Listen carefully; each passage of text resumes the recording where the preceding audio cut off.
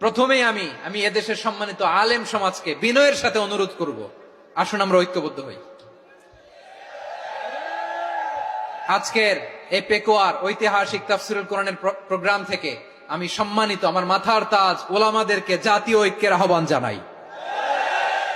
পেকুয়ার এই ঐতিহাসিক তাফসীরুল কোরআনের প্রোগ্রাম থেকে আমি আমার সম্মানিত রাজনৈতিক ব্যক্তিবর্গদেরকে জাতীয় ঐক্যের আহ্বান জানাই।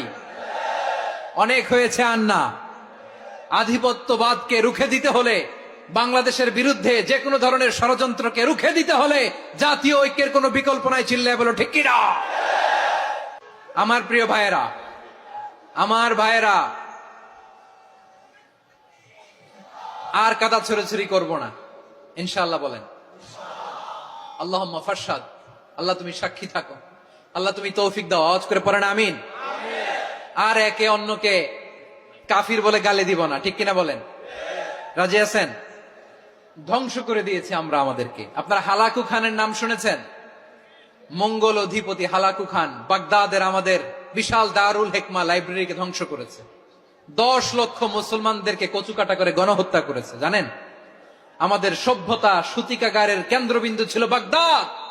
ইরাকের বাগদাদে যেদিন সে রক্ত নিয়ে হোলি খেলা করে, রক্তের হোলি খেলা যেদিন হয়, ওই দিনও বাগদাদে বাহাস চলতেছিল। আমাদের বাহাস কি চলতেছিল? আপনাদের এলাকায় বাহাস আছে? এই প্রচলিত বাংলাদেশে যে বাহাস, এটার সাথে ইসলামের কোনো সম্পর্ক আছে? এই পর্যন্ত বাহাসের পরে পরাজয় বরণ করছে এরকম কোন দল আপনারা পাইছেন?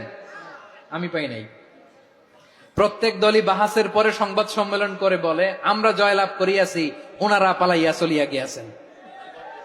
আছে না নাই? কারণ সত্য জানার জন্য, সত্য মানার জন্য আসে না তো, নিজের জ্ঞান জাহির করার জন্য বাহাস করে। বিপক্ষ দলের আলেমকে ছোট করার জন্য বাহাস করে। এই বাহাসের স্থান ইসলামে নাই। চিল্লায় বলো ঠিক কিনা? এই সমস্ত বাহাসের দিন শেষ। ঐক্যবদ্ধ হওয়ার বাংলাদেশ। প্রিয় ভাইরা, হালাকু খান সে দারুল হিকমা লাইব্রেরি জ্বালিয়ে পুড়িয়ে এই সব দামি দামি বইগুলো, আমাদের দামি দামি ঐতিহাসিক তুরাসি ক্লাসিক বইগুলোকে দজলা নদীতে ফেলেছে। পুরা দজলা নদী কালো হয়ে গিয়েছে। 10 লক্ষ মুসলমানকে গণহত্যা চালিয়ে এই রক্তের বন্যা যখন দজলা নদীর পানিতে মিশে গিয়েছে, দজলা নদীর পানি লাল হয়ে গিয়েছে। যেই দিন বাগদাদে গণহত্যা চলে, ওই দিনও বাগদাদে বাহাস চলতেছিল। কিসের বাহাস জানেন? মেসওয়াক, ডান মারি থেকে করা সুন্নাহ, এটা আমরা জানি। এখন কি উপরের মারি না নিচের মারি? বাহাসের বিষয়। এই বাহাস করবেন আপনারা?